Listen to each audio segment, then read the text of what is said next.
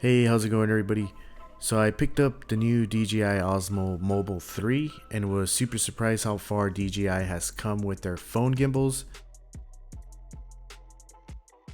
I will be testing this gimbal using the new iPhone 11 Pro Max, which is on the heavier side, so I'm curious to see how it handles.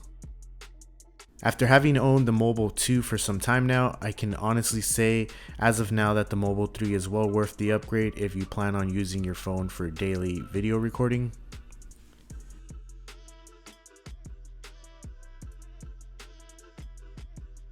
The Mobile 3 is packed with many new features, both hardware and software related, so I'm pretty sure you're going to want to check it out just in case you've been thinking about picking one up.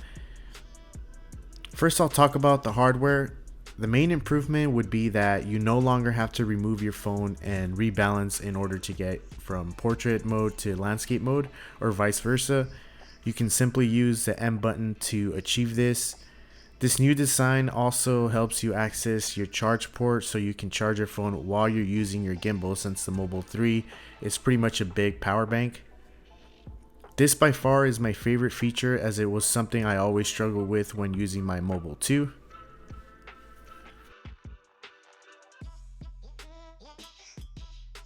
Another noticeable difference is the ability to fold the gimbal, which takes up less space in your bag.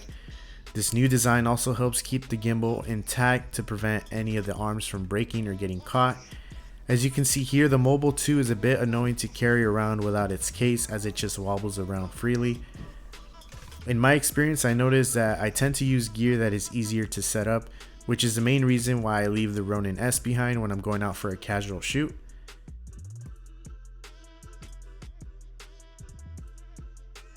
Now let's talk about some of the software features that make the gimbal better than the Mobile 2. Active Track has been updated to 3.0. Now this can't track a person from a mile away, but it is quicker and more stable at tracking than Active Track 2.0, which is the latest version the Mobile 2 supports.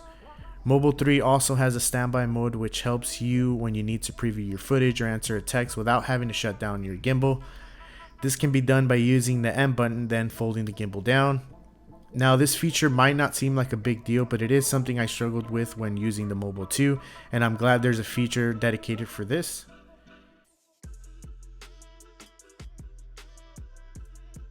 Using the DJI Mimo app, you can also access a ton of new features as well as story mode, sport mode, and hyperlapse, which are pretty cool to use.